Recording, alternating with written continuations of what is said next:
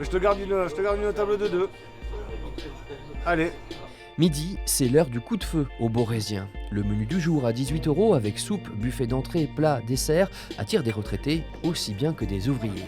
Mais ça c'est bien parce que moi j'habite sous les hauteurs là. En 2 minutes je suis là. Je viens presque tous les jours. Tout simplement, on est en chantier pas loin là, et puis c'est le seul resto qui est à peu près dans les coins. Et puis franchement, on mange bien et en quantité, donc voilà. Vous y venez aussi avec l'équipe de rugby ? Ah oui, le soir, oui, on vient avec l'équipe de rugby, et le dimanche au soir, très souvent, oui. Ouvert depuis une année, le Borésien est un multiple rural. Il fait épicerie, café et restaurant 7 jours sur 7. Il est en train de devenir indispensable aux 362 habitants de Borèze. Il n'y a pas de boulangerie dans le village, mais c'est ici par exemple que Guy trouve son pain. Merci boulanger. De rien, Guy. Putain, ça va, je me lève assez tôt le matin. Et vous faites de bons gros horaires.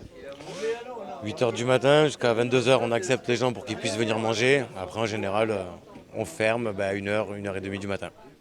Frédéric, le gérant, travaille ici avec l'aide de Jonathan à la cuisine et de Chloé, sa compagne, au service.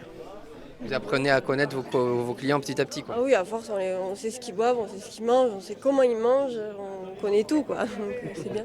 Ce commerce de proximité a pris le relais d'un autre café-restaurant fermé en 2019, grâce au travail de la mairie qui a fait construire ce tout nouveau local.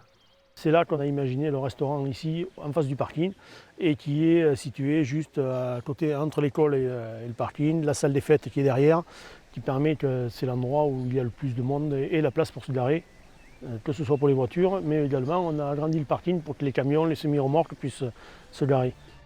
Le projet de 380 000 € a été financé à 70% par des aides d'autres collectivités, État, région, département. La mairie reste propriétaire des murs. En échange, les gérants doivent s'acquitter d'un loyer de 600 € par mois.